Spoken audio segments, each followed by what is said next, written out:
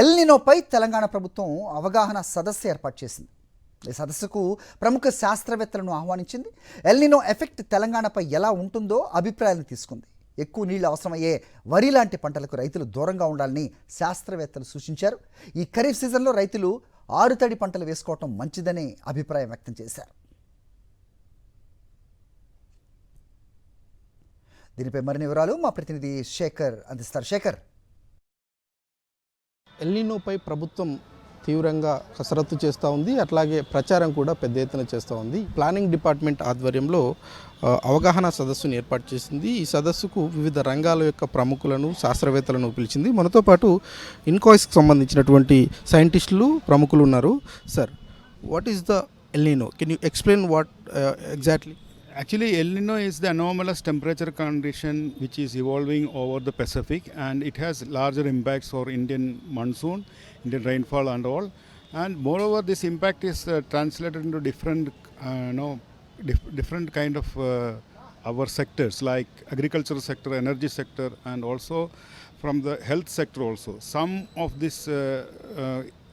of the microorganisms grow during this El Nino conditions.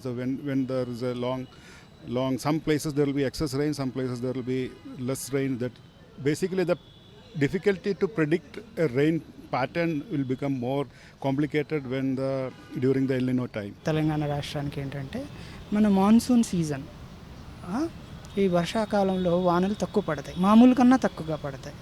అసలే పడని కాదు, మామూలు కన్నా తక్కువ. దీనివల్ల ఇది చాలా ముఖ్యమైన విషయం. ఎందుకంటే మనకి ఒక సంవత్సరం మొత్తంలో 100 మిల్లీమీటర్లు వాన పడుతుంది అని అనుకుంటే అందులో దాదాపు 75 నుంచి 80% వాన కేవలం ఈ 4 నెలల కాలంలోనే పడుతుంది. ఈ 4 నెలల కాలం, ఈ వానాకాలానికి ఏదైనా ఇబ్బంది జరిగితే మనం చూడండి ఎంత పెద్ద ఇబ్బంది అవుతుందో. అన్నీ మన అగ్రికల్చర్, వ్యవసాయం, రిజర్వాయర్లు, water level, hydro power, everything, మన జీడిపి, ఇదంతా కూడా దీంతో ప్రభావానికి లోనవుతుంది అన్నమాట.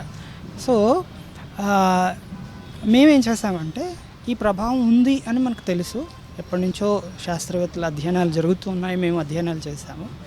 మేము చేసిన పని ఏంటంటే, ఇన్కాయిస్ హైదరాబాద్ నుంచి దీన్ని ముందుగా అంచనా వేసి మనం ప్రజలకు చెప్పగలిగితే, గవర్నమెంట్కి చెప్పగలిగితే వచ్చే విపత్తుని ఆపలేము, కానీ దానికి సిద్ధపడతాము.